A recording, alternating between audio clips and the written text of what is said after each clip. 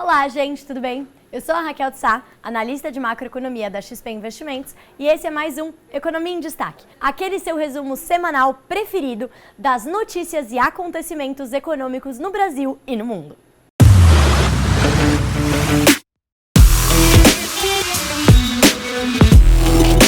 Começando, como sempre, pelo cenário internacional. No cenário internacional, o grande destaque dessa semana foi a divulgação dos PMIs. O quadro geral desses PMIs mostrou algumas coisas importantes sobre a economia mundial. Primeiro, a China continua sendo o motorzinho da economia global. Esses dados já são de novembro, então eles são bem recentes. Eles mostram que lá na China está tendo crescimento já bem robusto, tanto no setor de serviços quanto no setor industrial. Vale lembrar que a China está produzindo muito bem industrial para o resto do mundo, mais do que o normal, porque tem diversos lugares do mundo que estão com novas medidas de restrição devido à segunda onda do coronavírus e estão produzindo um pouco menos. Enquanto isso, nos Estados Unidos, o que os PMIs de novembro mostraram foi que tanto a indústria quanto os serviços, eles deram uma desacelerada em relação ao mês anterior, mas mesmo assim eles continuam em território positivo. O território positivo é qualquer número acima de 50, abaixo de 50 é território negativo, fala de contração. Então lá nos Estados Unidos, serviços e indústria continuam crescendo, mas dessa vez um pouco mais devagar. Já na zona do euro, os impactos da segunda onda de coronavírus e das medidas restritivas consequentes dessa segunda onda já são totalmente sentidos nos dados. Os dados de novembro, eles mostraram que a indústria segue em território de expansão, só que principalmente levada pela Alemanha e pelo Reino Unido. A gente já vê contração industrial até em alguns países da região da zona do euro.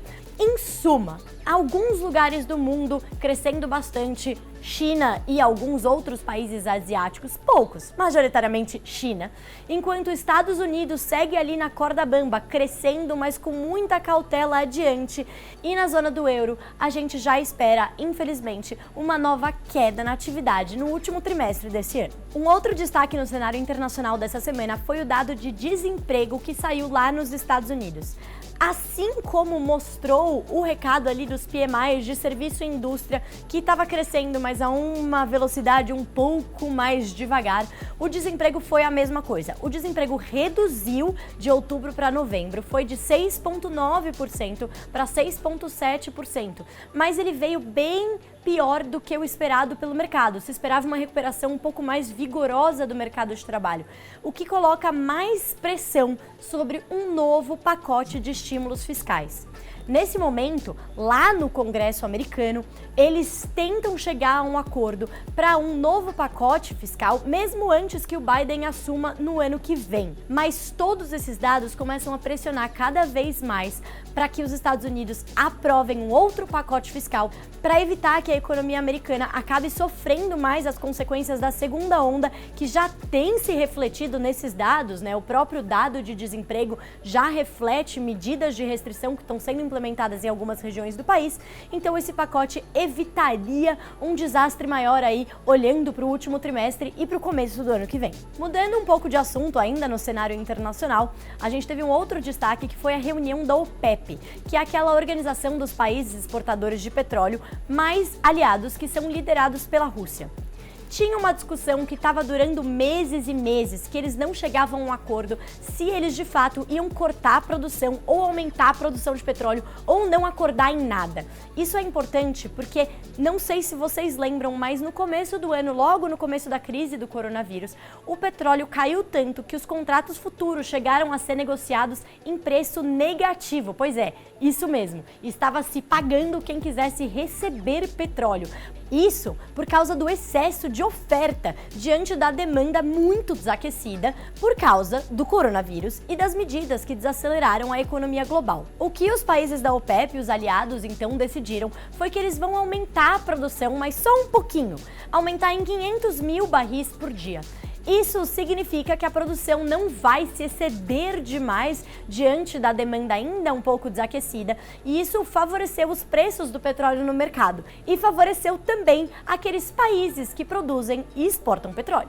Finalmente, aquele assunto que está aqui todas as semanas, o avanço das vacinas contra o coronavírus. Essa semana a gente teve algumas notícias boas e algumas notícias não tão boas assim. No campo das notícias boas, o principal destaque foi a primeira aprovação no mundo para o uso emergencial de uma vacina contra o coronavírus. Isso aconteceu lá no Reino Unido e a vacina é aquela que está sendo produzida pela Pfizer em parceria com a BioNTech. Lá no Reino Unido foi aprovado, então, que a vacinação vai começar a partir da semana que vem. Eles têm 800 mil doses inicialmente de vacina e, claro, vão começar por aquela população de risco. Os profissionais de saúde, os idosos, aquelas pessoas com comorbidades e assim em diante. A notícia não tão boa assim foi que a mesma Pfizer, que estava pronta, que tinha anunciado que ia produzir 100 milhões de doses de vacinas até o final do ano, decidiu que vai precisar cortar essa expectativa em 50%. Então estamos falando só de 50 milhões de doses até o final desse ano, devido a problemas na cadeia logística da produção da vacina. Enquanto isso, no Brasil, segue o embate político sobre a vacinação. Enquanto o governador de São Paulo, João Dória, ele anunciou a chegada de grande parte aí dos insumos para produzir a vacina que está sendo produzida pelo laboratório chinês Sinovac, em parceria com o Instituto Butantan, e ele quer começar a vacinação já em janeiro. O governo federal diz que a vacinação só deve começar por volta de março. E é importante lembrar que qualquer vacina que seja usada aqui em território nacional precisa ser aprovada pela Anvisa. Falando nisso, o STF, o nosso Supremo Tribunal Federal, ele adiou o julgamento sobre um plano de vacinação a nível federal, onde eles têm que decidir se esse plano de vacinação tem que ser decidido a nível federal, a nível estadual, como que vai se dar esse plano de vacinação. Então, por hora no Brasil, seguimos sem muitas respostas. Ainda no cenário doméstico, agora indo para a seara dos indicadores macroeconômicos divulgados ao longo dessa semana, o principal destaque foi a divulgação do Produto Interno Bruto, aquele famoso PIB, referente ao terceiro trimestre. O terceiro trimestre, para lembrarmos, é aquele entre julho e setembro, ou seja, a gente já está em dezembro, mas esses dados correspondem lá ao terceiro trimestre. Ele mostrou um crescimento robusto de 7,7% em relação ao segundo trimestre desse ano.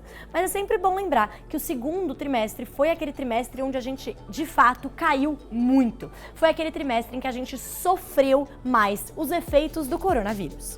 E esses resultados reforçaram aquelas tendências que a gente já vinha vendo nos outros dados divulgados até então, referentes ao terceiro trimestre, de que a primeira pontada de retomada do Brasil pós-pandemia, ela está sendo levada muito pelo crescimento da indústria e do varejo, assim como a gente tem visto no resto do mundo, assim como eu trouxe aqui sobre os PMIs dos países no mundo, que mostram a indústria sendo um dos fortes motores de recuperação. Por quê? Porque no mundo inteiro, assim como no Brasil, a gente viu aquele movimento de troca de consumos de serviços por bens. Isso puxou muito a produção industrial e as vendas no varejo. Além disso tudo, as taxas de juros historicamente baixas também estão tendo um papel importantíssimo nesse período de retomada. O crédito tem desempenhado um papel importante e um reflexo disso é quanto cresceu a construção civil, que foi um dos principais motores aí do crescimento no terceiro trimestre.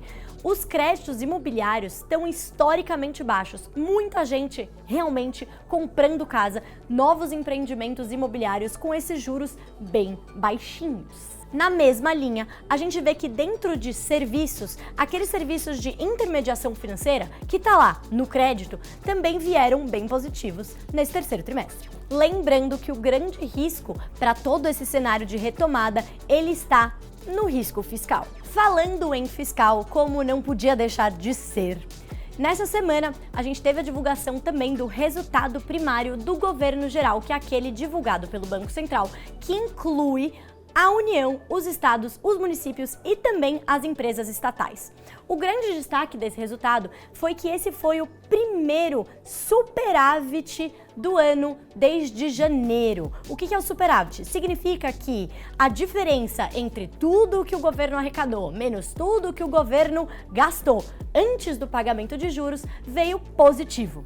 E qual que foi o principal motor desse resultado positivo? Foram os resultados positivos lá dos estados e municípios. Os estados, eles estão com os pagamentos das parcelas que eles devem em diversas dívidas aí contra a União, contra organismos internacionais, suspensas durante esse período de pandemia. Além do fato de que eles tiveram importantes transferências da União até o mês de setembro. E além de tudo, com toda essa volta na atividade que a gente está vendo, que a gente viu nos resultados do terceiro trimestre e a gente continua vendo até agora, eles estão arrecadando bastante em termos de tributos. Então lá nos estados está tudo tranquilo. Finalmente, vale notar também que os nossos juros nominais, ou seja, é basicamente quanto custa a nossa dívida, nunca esteve tão baixo. A gente pagou aí um pouquinho menos de 5% do PIB em julho no acumulado em 12 meses até outubro. Diante de toda essa necessidade de financiamento do Tesouro Nacional, com todo o aumento de gastos, mesmo diante de uma melhorazinha no mês, o Tesouro foi lá para fora do Brasil para emitir uma partezinha da nossa dívida, em um título que é chamado de Global. Foram captados mais de 2,5 bilhões de dólares com essa emissão internacional que o Brasil fez. Por mais que esse número pareça bem pequeno frente à nossa necessidade de financiamento, que ultrapassa os 300 bilhões de reais até o primeiro trimestre do ano que vem, se a gente juntar dívida que está vencendo mais o que a gente está gastando além do que a gente arrecada, parece um pouco insignificante, mas foi sim uma emissão importante. A resposta a essa emissão foi bem positiva. A demanda excedeu a oferta, o que significa que muitos gringos queriam comprar a nossa dívida, mas acabaram ficando sem a nossa dívida. Mas é uma movimentação bem importante porque ela manda uma sinalização positiva sobre a dívida do país para potenciais emissões de empresas e até mesmo para reduzir um pouco o estresse que a gente vê no mercado doméstico. O Tesouro também fez emissões no mercado doméstico essa semana. Só nessa semana ele conseguiu captar 65 bilhões de reais. No mês de novembro, esse valor ele ultrapassa 150 bilhões de reais. E uma questão importante de se notar é que as taxas, ou seja, quanto o mercado está pedindo para essa dívida, elas têm reduzido um pouquinho. E os prazos têm aumentado um pouquinho. Ou seja, a situação de estresse no mercado aqui de juros está dando uma melhorada. Finalmente, a gente teve também resultado de produção industrial referente já ao mês de outubro. Então estamos falando do último trimestre do ano. O resultado ele veio positivo, mas ele mostrou um crescimento em uma velocidade um pouco mais gradual do que a gente vinha vendo nos últimos meses. Isso pode ser explicado por um movimento de falta de insumos na indústria, que a gente já vem comentando aqui há algumas semanas, que é fruto de desequilíbrios da própria pandemia, de todo mundo que está comprando muitos bens e produtos, substituindo os serviços. E agora, aquele nosso último suspiro, falando do que esperar para a semana que se inicia. Para a semana que vem, o principal destaque no cenário internacional seguirá sendo o desenvolvimento das vacinas contra o coronavírus, além do avanço das discussões sobre um novo pacote fiscal lá nos Estados Unidos. Além disso, a gente tem também reunião do Banco Central Europeu, que vai decidir sobre as taxas de juros lá da região da zona do euro. Enquanto isso, no Brasil, a gente vai ter uma semana bem cheia de indicadores macroeconômicos. Vamos ter o resultado para o mês de outubro de serviços e de varejo, além do IBCBR, que é aquele indicador do Banco Central que mede a atividade econômica mensalmente.